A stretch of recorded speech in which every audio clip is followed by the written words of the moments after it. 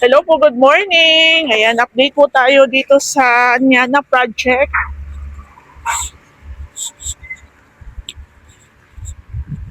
So, bali guys, dito nagkaroon kami ng mga konting pagbabago. So, dito po, meron po kami mga tinibag, meron po kami mga tinanggal, tapos meron din po kami mga dinagdag. So, ganun naman sa renovation, pabago-bago. Kaso, syempre, yung pabago-bago na yan, matik po yan, magastos. So, since pwede na tayong gumalaw dito sa may harapan, gawa ng maliit lang yung harapan natin, then yung mga materialis, dito po kasi namin siya nilalagay. So, since okay na po dito, ayan, plastering na lang po dito sa may harapan.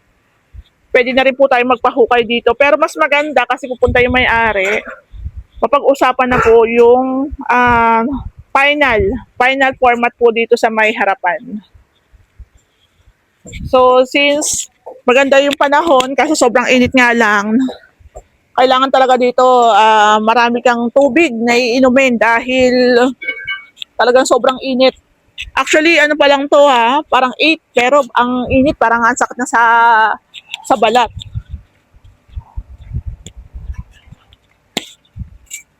So, meron lang po ako i-share sa inyo kasi gawa ng yung dito po sa may side na to, naglagay kami ng columns o ng poste. So, sa pinaka-preferred ng may-ari, pero sa plano, meron talaga. So, wag niyo pong i-disregard yung mga poste-poste na nasa plano kasi importante po yan. So, ganun lang. Wala si Mark? Wala po. Bumalik yata na doon. Ha? Hindi yata bumalik. Hinat ng asawa ko. Hindi naman nag-reply. Sabi niya, 3 araw na. So, dito po sa may harapan, pinapanal na ni Ray yung ating sukat ng ating gate. So, meron pa tayong gagawing poste dito sa may harapan. Ayan. Actually, maganda yung design dito ni Sir. Abangan nyo. So, dito po sa may slab, hanggang dulo po yan. Metal spandrel yung ilalagay natin. Tsaka rin dito po sa may gilid na to. Ayan, metal spandrel. Mas maganda pong gamitin ng metal spandrel pang outdoor o pang labas. So actually, yung may-ari dito excited nang gumalaw kami pagdating sa mga interior. Kaso yun nga sabi ko, hindi basta-basta pwede tayong gumalaw gawa ng katulad po dito, yung pinaka-hagdan ni Sir. Ano lang to kahoy lang. Kahoy, bakal. Gusto ni Sir buhos. So, eto po, hindi naman po pwedeng mag-tiles na kami dun sa taas, mag-tiles na kami dito sa baba na hindi pa nagagawa yung hagdan. Bubuhusan pa yung hagdan. So, ganun lang, medyo talagang maghihintay ka talaga ng matagal. Sabi ko nga, meron naman tayong kontrata. So, eto po, pina-order ko na si Sir ng tiles. Pwede naman po sila. Pina-order ko na para just in case. Kasi tataas pa dahil tumataas yung gas, ang diesel, pwede po maapektuhan ng pagtaas yung ating mga tile. So, nag-estimate na kami ni Ray para, yun nga, makapag-order na si Sir. Umabot po ito ng 80,000 plus. Ang kulang na lang po is yung tiles dito sa may garage. Tsaka yung wall tiles sa may kitchen. Tsaka dito po sa may harap. Ayan. So, hindi pa talaga kami pwedeng gumalaw sa interior. Gawa ng marami pa po kaming gagalawin dito sa may taas. So, wala pa nga kaming ceiling works. So, dito po, roofing na ang sunod na gagawin. Hinihintay na lang po namin yung gagawa. Actually, Holy Week, 4 na araw kaso yung iba hindi pa nakabalik.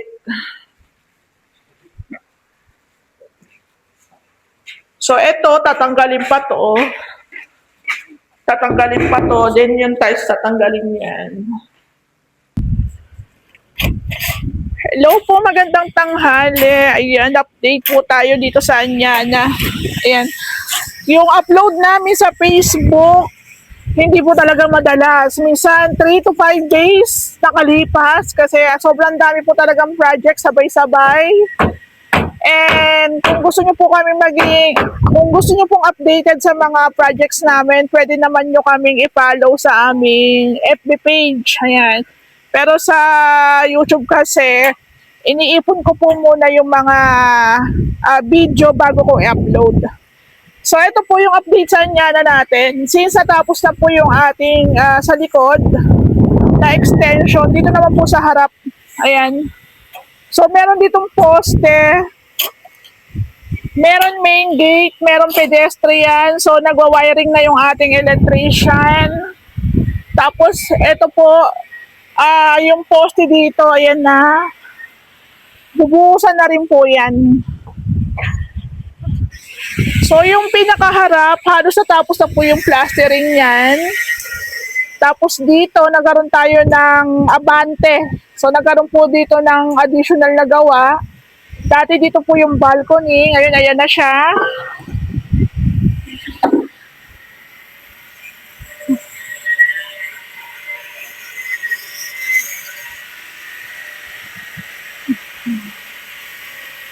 Ayan ang itsura dito, oh. Ang daming motor. Yan. Ito yung mga poster na gagamitin po dyan sa may labas.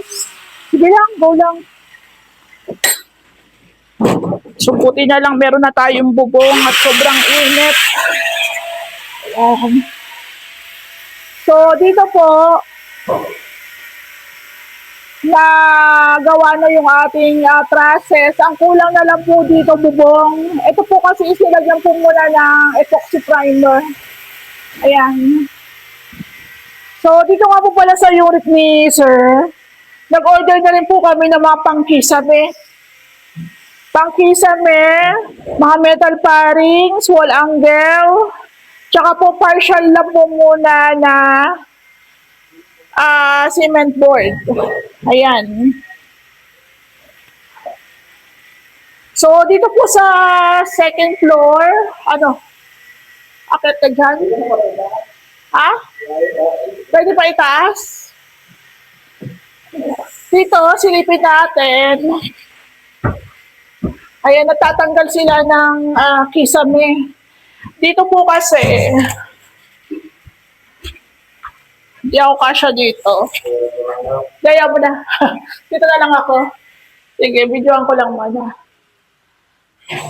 So, tinanggal na po nila yung pinakisame kasi dito po, walang insulation. So, ang gusto ng may-ari, lagyan ng insulation at the same time, malagyan din po yung kada kwarto ng pin lights. Ayan, hindi na ako akit kasi hindi ako kasya dito. So, yan lang. Ang kisame po pala dito ay ginseng board. Ayan. So, panibagong wirings, panibagong latag po ng kisame, tsaka po ng PVC panels. Ayan, hindi na tayo akyat. Okay, go. Yung hagdan po dito ni Sir, babaguhin po to, buhos, gagawin semento. Ayan. So, baklas. Kaya ito po yung sinasabi ko sa inyo na hindi po tayo pwedeng magsabay-sabay ng trabaho. Meron na nagtatiles, may nagpipintura na, may nagkikisame na, hindi po pwede. Kasi katulad dito, ang dami na pong binaklas. Ito, babaklasin pa nga to eh. Yung mga tiles sa CR, yung hagdan babaklasin. So, maraming babaklasin.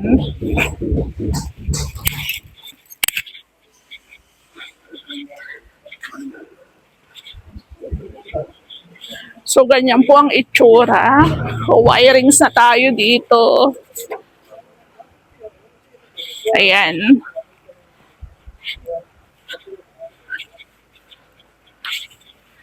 So actually, ito na lang naman po yung sisimentohan, bubuhusan, tsaka yung flooring. Yung flooring po sa kitchen, sa gilid, tsaka dito po sa may harap. Tapos yung doon po sa taas, meron tayong trusses kasi meron dyan roofing. Meron din pong roofing dyan. Ayan.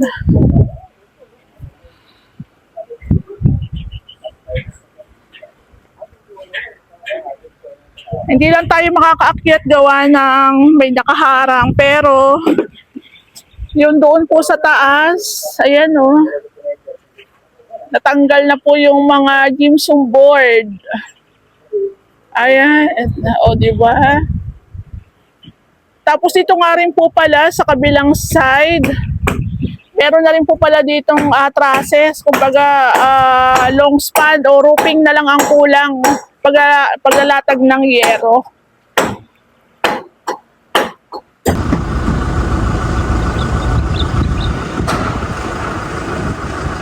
Hello po, magandang hapon.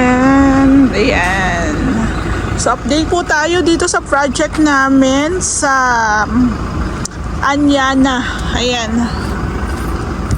So, bali guys, yung galaw namin is dito na po yan sa may harapan. So, ganyan po ang setup niyan. Gawa ng meron tayong plano. May design si sir na gusto. So, abangan nyo kasi iba to eh. Talagang pangmayaman ang datingan yan eh. So, dito po, nagkaroon kami ng pag-abante dito sa may harapan. Tapos, hanggang dito po yan, nagkakaroon tayo ng, ayan, magkakaroon pa tayo ng abante dito. Mag-aasintada pa. So actually sa Anyana, iba-iba po ang developer dito. Pero dito nga sa unit ni Sir, renovation lang po kami. So doon po yung main gate, dito yung pedestrian, tapos meron pang aasintadahan. Ito ba, pantay, pastringan.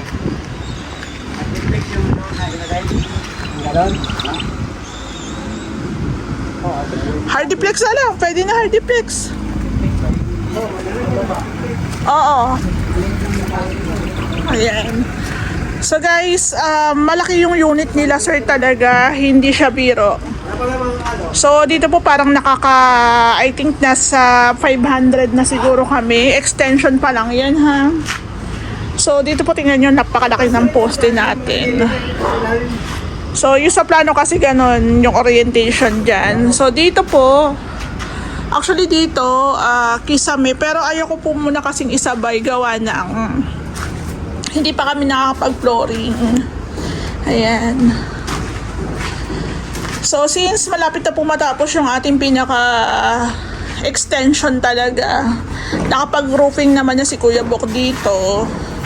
So dito po ay pwede na po tayong gumalaw sa loob. Actually gumalaw na nga sila eh, pero baklas-baklas po muna.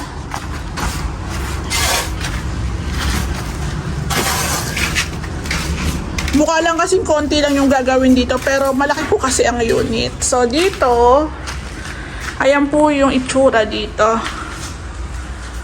So ito po ay may kisame. Ang gamit po ata dito is itong ating gypsum board. Ayan. So binaklas, tinanggal dahil magwa-wirings. Panibagong wirings kung ilang ilaw po ang gusto ng may-ari. Bok, nakahubad ka. Baka mahuli ka. Bawal yan. So, eto, sabi ni Ray, parang pwede pa nga daw pong itaas pa ng bahagya yung ating kisame. Pero bahala sila, discarte nila yan. So, ito yung pinto di sir. Ang laki, diba? 1 meter din to. Parang lagpas ng 1 meter. Ang laki. So, papalitan po natin yung pinto. So, ito nga po, babaklasin din po ito. Ayan, pati po dito, nabaklas na rin pala yung ating ano. Kasi ang gagamitin po namin dito is I mean, pag kasi naka-slab, pwede na po tayong pwede na pong PVC panels na tayo agad eh. So, ayan po ang itsura. Ganito po yung kanilang gawa. So, i-double check po natin yan kung okay ba yan, matibay ba yan. Baka hindi na tayo sure. Ayan. Pero ito kasi ang nakalagay, gypsum board, medyo mabigat. Pero yung ipapalit natin dito, PVC panels. So, lightweight naman yun. So, kahit hindi pa po kami gumagalaw sa pinakaloob talaga, andito naman na yung ibang mga materyales. Ayan. So, namong problema lang ako sa adhesive gawa ng wala pa daw stock. So, yung hagdan naman po natin, ayan, natanggal na rin po yung sapin sa ilalim. So, ano siya? Bakal. Bakal pala to. Ayan siya. So, dito guys, sa second floor, natanggal na rin po yung dating kisame. So, pag ganyan po na pwede natin siyang galawin, pwede natin maitaas pa ng bahagya. Ito po kasi, walang insulation. So, ang gusto na may-ari, malagyan po ng insulation. Gawa ng sobrang init. Ayan siya, oh. So, ito yung sinasabi ko sa inyo pagdating po sa renovation. Hindi ganun kadali. Mukha lang madali pero mahirap. May proseso. Ayan. So, mataas pa nga. Pwede pa tayong umangat ng konti doon. So, kaya rin po namin binaklas dahil wala siyang insulation. Pangalawa, yung abang po ng wirings, isa center lang. Eh, ang gusto ng may-ari lagyan ng pin lights. So, hindi po namin siya malalagyan kung hindi po natin tatanggalin yung gypsum board. Ayan po. So, ganito palang itsura niya, di ba?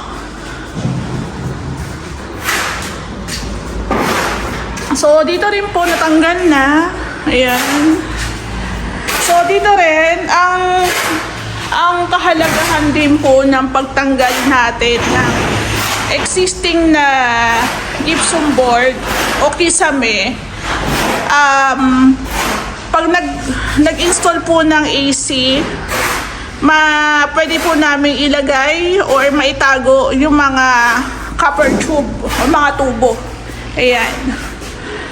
So, dito rin po, ito yung sinasabi ko palagi na kailangan talaga sa renovation, unahin po natin yung extension gawa ng tingnan nyo. Hindi pa tayo tapos dito.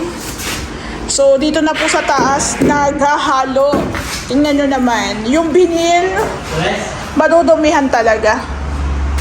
So, kailangan talaga proseso kasi kung labo-labo yung trabaho, baka instead na bumilis, lalong bumagal. So, ito po yung balcony, tapos umabante lang siguro ng mga 1 meter. Ayan. So, dalagyan na rin po ng roofing, meron na rin pong insulation, andun po yung ating downspout. Ayan.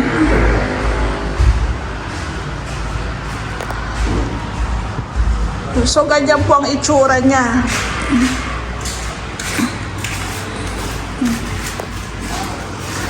Ayan. So, dito rin po sa kabilang side, ayan, kung mapapansin nyo, nalagyan na rin po yan ni Kuya Bok ng roofing. Ayan. So, hanggang dito lang po sa may part na to, ang pinalagyan ni Sir ng parang balcony. Tapos, ayun nga, meron tayo ditong roofing. So, siguro, sa susunod na po namin siya bibilihan ng mga PVC panels or kaya ng spandrel, gawa ng wala na rin po kasi mapaglalagyan, madudumihan lang. So, ayan. So, abangan po natin ang mga kaganapan. So, yung mga lalagyan ng roofing, okay na. Flashing na lang po ang kulang dyan. So, dito po sa my kitchen area, Ayan, okay na rin po dito. May roofing na tayo. So, ang wala na lang po dito, waterproofing, tsaka po yung ating flashing. Ayan. So guys, actually pag naglalakad ako dito, nakapinil kasi to eh. Pag naglalakad ako dito, parang hindi pantay. So kaya ako mas suggest ko po sa inyo na mas maganda pong naka-tiles para po may level natin.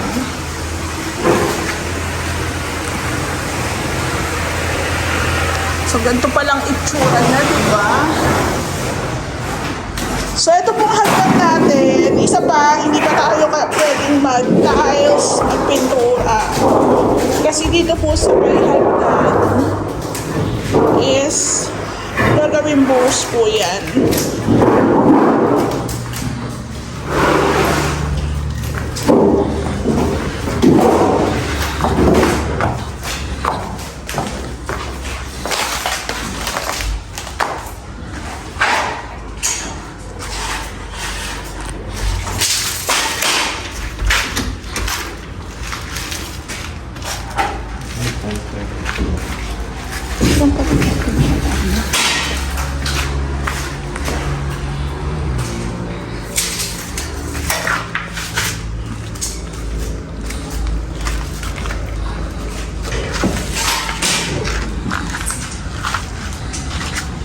So, marami pa tayong CHB. So, dito guys, mag-order pa tayo ng CHB na gagamitin. So, hindi pa talaga siya tapos. Marami pa talagang ganap, sir, nako. Pero ang kagandahan naman po kasi nang nakaproseso tayo pagdating sa renovation, lahat po magiging maayos. Ayan.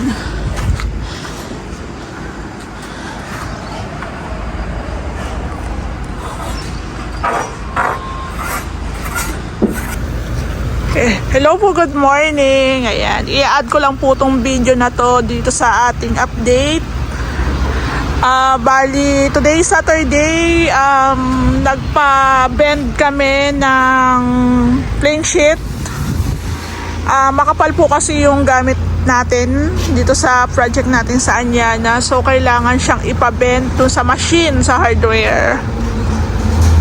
So, dito po, pinipinish na po yung pinakaharap. So, nakaka-excite ng gumalaw sa pinakaloob. Tapos, magkakaroon tayo ng clearing dito. So, majority naman ang gagawin is pagpo-flooring. Ayan. So, malaking bagay din po talaga na meron tayong nagagamit na sasakyan na pag kailangan natin ng mga ganyan is meron tayong service.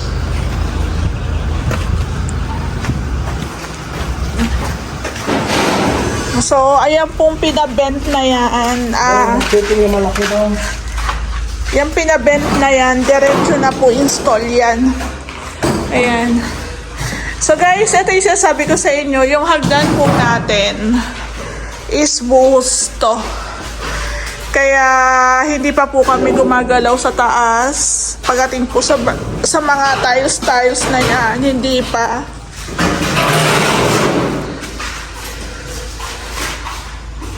So, dito po sa my kitchen area, ito po ang itsura. Ayan, nalagyan na po siya ng bubong, ng insulation. Mataas din po yung roofing nila dito. Ayan po. So, maglalagyan pa ng flashing yan. Kung makikita nyo yung mga awang na yan, so maglalagay tayo ng flashing dyan. Customize. Ayan. So, kung pupunta yung may-ari, maganda nga po, makapag-install na siya para dun sa mga susunod na gagawin. Ayan.